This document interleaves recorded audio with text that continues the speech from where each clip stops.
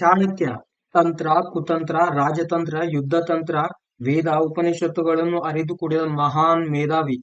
ಜೀವನದಲ್ಲಿ ಕೇವಲ ಒಳ್ಳೆಯವರಾಗಿ ಬದುಕಲು ಸಾಧ್ಯವಿಲ್ಲ, ಕೆಲವು ಸಮಯದಲ್ಲಿ ಕೆಟ್ಟವರು ಆಗಬೇಕು ಅಂತ ಹೇಳಿದ ರಾಜ ಮಾಂತ್ರಿಕ ಕೂಡ. ಇಂತಹ ಮಹಾನ್ ಜ್ಞಾನಿ ಜೀವನದಲ್ಲಿ ಯಶಸ್ಸು ಪಡೆಯಲು 4 ತಂತ್ರಗಳನ್ನು ಹೇಳಿದ್ದಾರೆ. ಇವತ್ತಿನ ಈ ವಿಡಿಯೋದಲ್ಲಿ ಅದರ ಬಗ್ಗೆ ತಿಳಿದುಕೊಳ್ಳೋಣ. ಮೊದಲನೆಯ ತಂತ್ರ, ಜ್ಞಾನದ ಅನ್ವೇಷಣೆ. ಚಾಣಕ್ಯರು ಹೇಳುತ್ತಾರೆ, ಜ್ಞಾನವೇ ಶಕ್ತಿ.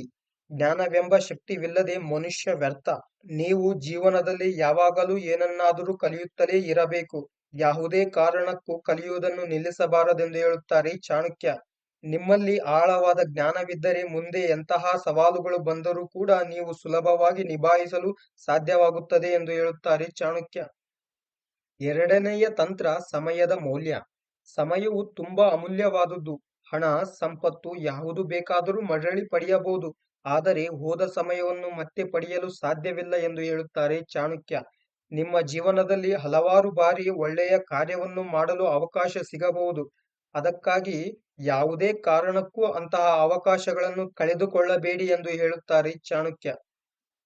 ಮೂರನೆಯ ತಂತ್ರ, ಧೈರ್ಯ ಮತ್ತು ಸ್ವಾಭಿಮಾನ. ಯಾವುದೇ ಸಂದರ್ಭದಲ್ಲಿ ಧೈರ್ಯವನ್ನು ಕಳೆದುಕೊಳ್ಳಬೇಡಿ.